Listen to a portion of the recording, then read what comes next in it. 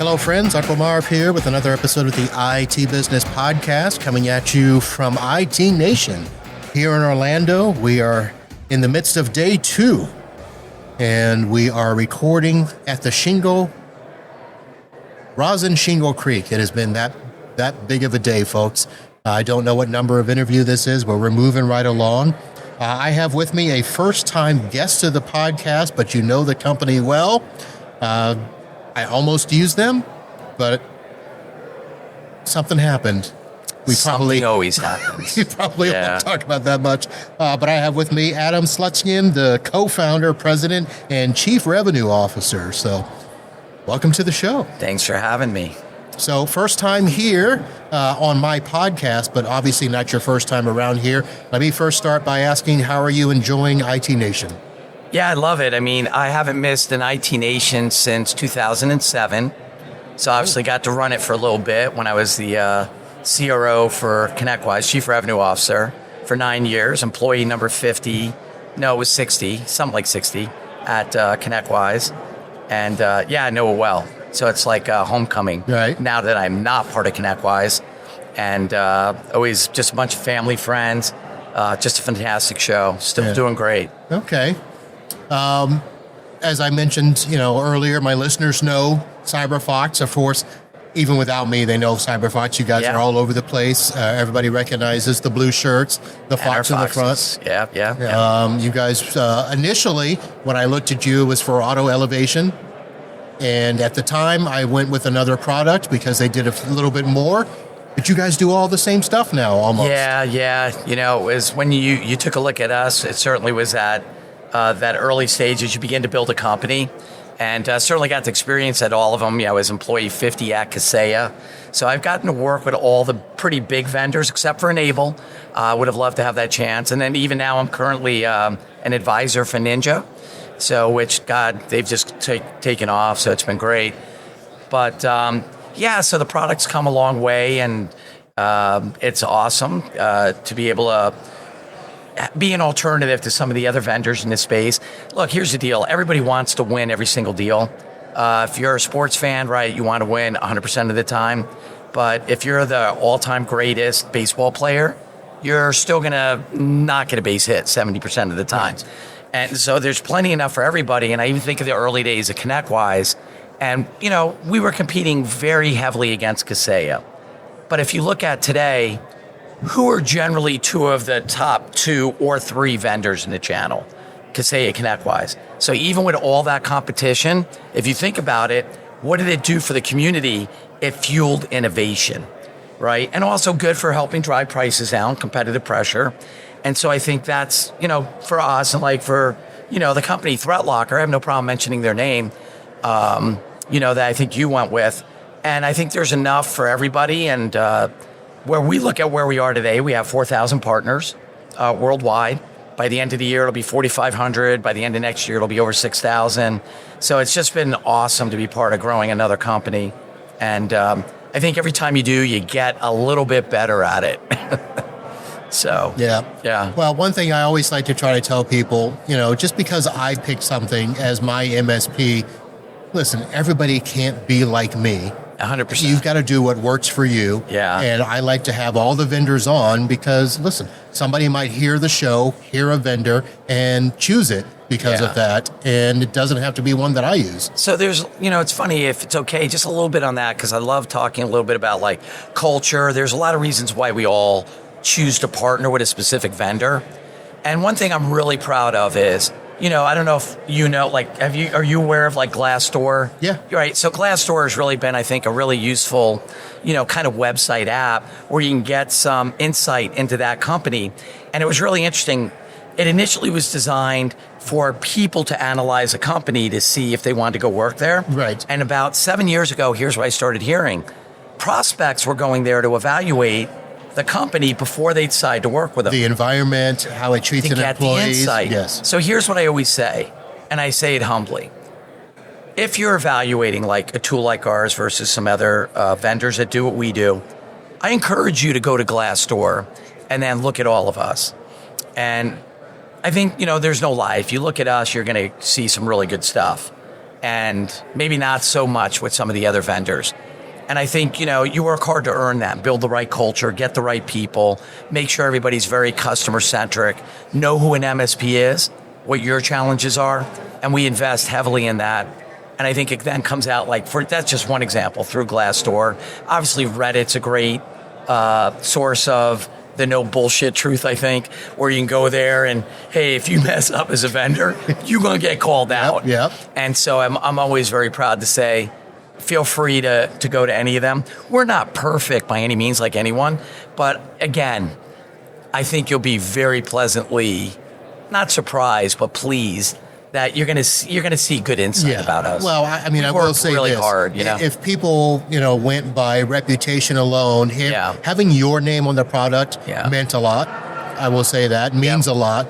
So people have seen your track record and love it. It's I don't want to say unblemished because I don't know. I don't know if you've got skeletons, but.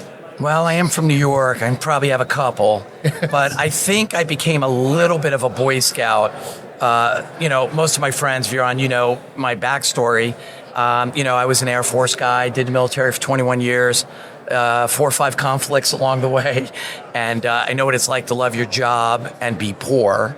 And, I'm very thankful for all the vets because you guys really have no idea how much we truly love our job, but really don't make any money, right? A lot of the guys with family, even though you're serving your country, they get food stamps. Because we're not in it for the money. We're definitely there to do a good job. So I think that carries over. Mm-hmm. So I think that's what you try to bring into your company and to building that culture. But of course, then the tech is important as well. It's got to be something that works. But when you have good tech and you put it with good people and you really get to make that synergy happen, you can move mountains. And so I think, we're really working hard to do that. Yeah. We want to do a good job. And you're adding to the product. Like I said, when I looked at it, it was about 2.5 years ago. AutoElevate and Password Boss, I believe, was there. like a LastPass or OnePass or a Keeper. But you've since added some other stuff. You've got the DNS filtering you just added. We just launched that in the last few months. So that's in there. What else is in? So the core things would be certainly our elevation piece, which we really do believe, and I know it's always a humbling thing to say, that piece is really best in class. And we've made it simple. So behind us is a 43-year-old MSP, right? So if anyone knows the ConnectWise story, before there was a ConnectWise, really ground zero of the vendor kind of ecosystem, the Bellinis had this MSP. Of course, it wasn't an MSP 43 years ago, computer repair, web design. But from that is where ConnectWise PSA, gets developed. So everything we do, we kind of leverage that experience with our MSP, which is still owned by the Bellinis, sits on my floor like it has since my first day at ConnectWise. They're 10 feet away from me at all times. And we get to live and breathe and experience what it really is like to be an MSP. And then we put that in the product. We try to make it simple. And then some of the other things are like, here's what we know, and you know this, Marv, is as an MSP, we get to the end of the year, and then we wait for it. Here come all the vendors with the price raises. We never, ever do a price raise. So once you're with us, you will never, ever get a price raise. And I'm going to be very straight. That's been my entire career. Now, after I left, I can't control those things. During my tenure at ConnectWise, we never did a price raise. At LionGuard, we never did a price raise. Here, well, we'll never do a price raise. It's easier now because I'm the owner. So I don't have to worry about someone else raising it. So it's the little things like that we appreciate as an MSP, man. But let me just stop right there. Yeah, go. It's not... I'll say this personally. I'm not going to speak for every MSP. Yeah. I don't mind price raises as long as they're reasonable, as long as they're thought out and not sprung on us and not 30%. Yes. Because I do expect the company to continue to, make money, invest, make the product better. So while I do appreciate not raising prices, I am somebody who's like, you know what? Raise prices, make it better. Here's a little bit of a counter to that would be, there's a lot of ways to make money. And and I've been doing this a little bit, is I believe in a little bit of a different way. And I did get this experience from the military and from anybody that's ever been in or been to Asia, where they have this very strong concept of, take care of your early customers, right? For example. So for me, I experienced that, and I decided I could leverage that in the companies I built. So I believe just a little bit different. I hear you, is I don't need to raise prices on the things that you've already got. If I do a good job for my customer, they will want to purchase my other products. And that's what we've seen. Okay. So, as we continue to build out our stack, I've earned that, right? I've done a good job for you. You'll want to use some of my other products. But I agree with you. Look, if a company is raising prices fairly, but as our MSP, putting on the MSP hat now, it's nice that if most of us have 20 products in our stack, right, which is generally, I think, what most MSPs would say, right? The number has grown. It's nice that at the end of the year, and if you're using your user-based pricing, and that a lot of MSPs don't want to raise their pricing because there's always some fear that my clients might get upset and leave me, go to somebody less expensive. So we continue to eat in our margins with those price raises, sometimes with 20 products. So we made the decision, we didn't want to be the one that ate into the margin. That's it. But, like I said, lots of ways to do business. That's something we thought that could be a value add. And we've never raised anybody a penny, and we won't. All right, that's fair. I'm okay with that. Oh, and look, we have this other thing. When we reduce other technologies, I believe it. Like, man, I am so thankful and loyal to the clients, the partners that have gotten us there. So, for example, like the DNS filtering, I made it 25 cents for partners. Most MSPs, I don't know what you're paying or if it's embedded in another product you're using, are generally paying like $1 to $2. I was going to say at least $1. Yeah. And so we offered it at 25 cents for our partners just as a way to say thank you, right? And so for those that make sense, that's great. If you have another product and you're fine, I have no problem with that, But I'm just always going to lean forward to find those ways to extend whatever value I can, to our partners. So I've seen throughout all the social medias, you guys have posts all the time. Employees are happy. You have events celebrating that. You've got your events that you're having, which I haven't yet been to, but I will. You need to come, and they are fun. It's just on the other side of the state. Love to have you. What do you see as probably your milestone marker as to how successful you guys have been over the last, 3 years? It's just about 4 now. Okay. Sometimes it's hard to see that because I think we're a community of entrepreneurs. We're always focusing on what we don't have sometimes rather than what we do. And so I think it's a journey. I think, the milestone, I think as a vendor, what you generally see, because I'm an advisor for a lot of companies like Ninja and Blackpoint and a bunch of others. And David, my co-founder, and I, Bellini, we've invested in about 14 vendors in the space. So we're all in on MSP, y'all. And, I think that first milestone is, 1,000 partners. There's something that changes as a vendor when you're doing a good job and you get those first 1,000 partners that believe and want to jump in the journey with you. And then just continuing to mature the product. And so we were talking about, since you evaluated us, we have released a ton of other features into AutoElevate. And, we think they're very useful, and some are different than the competitors, and some might be better. And maybe there's some other things we don't do because you can't do everything. You have to pick a path. Right.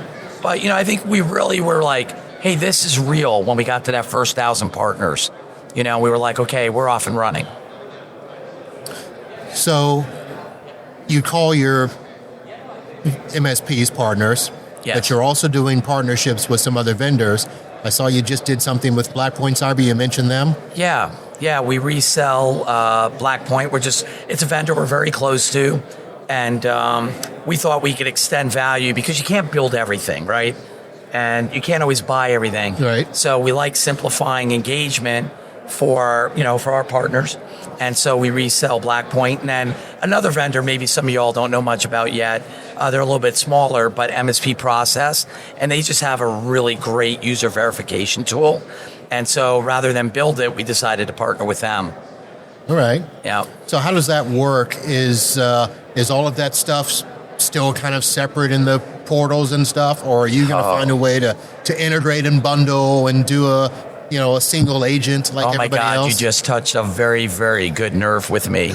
So today, as we all know, what is the one thing that all of us in the community hate? The 80 million different portals and dashboards that we need to log into. We are on a journey to simplify that. So as we've built these different products and partnering, I have some really good people that we're going to be bringing in. There'll be good future announcements, and that many of you will know in the community. And we're really going to attack that. Okay. We believe we can simplify that. And so that we can unify everything onto that unified platform. God, if you don't say AI once, you have to. But we believe leveraging AI and with this mentality of simplifying it, because our mantra is reducing complexity, we do think we're on that journey to kind of accomplish that. Today, no. The answer is no, not today. Future state, when we do a follow-up, I look forward to having a chance to talk to you about what we've accomplished on that. I'll be looking forward to that. So you can all hold me honest. I never say anything I will not deliver on, because then it's just empty air and your credibility goes out the window. All right. Well, that helps me understand that you'll be here for a while, because one of my questions was going to be, what do you see the future for you? Because, I don't know. There's never a real time frame. Yeah. But I can still see you doing one more company down the road. Or do you think this might be it? Does come up, but I'm going to live in this moment because, I have done a few. I've been very blessed. And, you always have ideas. But, I have been at this a bit. I'm going to be 60 here in a couple weeks. I'm not old, but all that time in the military does take a little bit of toll on you. It's a few years. It does add a few years and a couple conflicts along the way. And I thought I would be at that place where I would want to be done at 60, but I got a lot left to give. And I think I'm very energized about what I believe CyberFOX can come. And I felt this way when I was at ConnectWise in year one, and you could see there was this massive opportunity. And I don't, we can all be revisionists, and maybe others will say they saw it. Nobody could spell MSP back then outside of MSP. Half of us in the channel couldn't spell MSP. And, but you look at us today, everybody wants in. How do we see that? Forget the vendors and all the private equity money and outside money that's flowed in. How about the MSPs with all the roll-ups? How about back in the beginning, if we held an event with buyers and sellers, it was all sellers. Yeah. Now when you have those events, it's all buyers. Yeah. And that's awesome. That's provided our community the opportunity to monetize. And that's amazing. Yeah. We all work hard. So I had a couple of discussions about roll-ups with some MSPs outside of the podcast. And since you brought up the word, I wasn't going to bring it up. I'm going to go ahead and ask. Yep. I'm sure you have been approached by some private equity places. At this event alone, if you're a vendor here, you've probably had 4 or 5 meetings here. There's a lot of money that's not being spent right now that they're looking to put that money into everything. By the way, vendors and MSPs. But my question is this, though. Yeah. A lot of that money that's flowing in, a lot of it is, what's the best word I can say, kind of like undirected? Like They just want in just to get in. They want to put their money at work. Right. Which, by the way, I don't think is always a good thing. So I think for a lot of us guys, and I apologize, I lost my voice last night. I usually sound much worse than this. But I think what's happening is we all have to educate them. So I know there's always a lot of discussion. Is it good or bad? And I don't think anyone can say yes or no to that. I think what we have to say is it's on all of us that truly champion the channel that we have to educate them. And I take every single meeting. I've probably done 38 meetings in the last 18 months because I'm evangelizing this community and I want to make sure that they understand. I won't call anyone out. Along the way, there was one company I was with and I was, they had a private, owned by private equity. And I didn't feel they got us. Yeah. And it was the reason why I chose to leave. right, at that time, because if you don't understand us or have a willingness to understand this channel, we are not enterprise. If you expect us to function like enterprise, it's just going to be a horrible relationship between any of the PE, GE, VC, and any of us, the MSPs or the vendors. So I think it's more a matter of, can you partner with someone that truly gets us and isn't going to try to change us? We are not Reuters. We're not Morgan Stanley. We're not GE. We're not Fortune 500. Right. We are who we are, and we are unique. All right.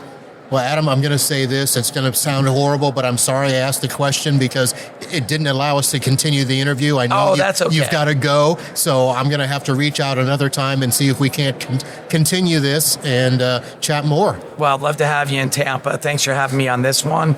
And the only other thing I'd like to leave it with, if you're interested in learning more about us, please just go ahead and check out cyberfox.com. Feel free to do it after looking at Glassdoor or read a little bit about on some Reddit.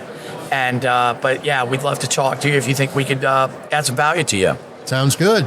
Thank you very much for coming on, ladies and gentlemen. Adam Slutskin, co-founder, president, and chief revenue officer.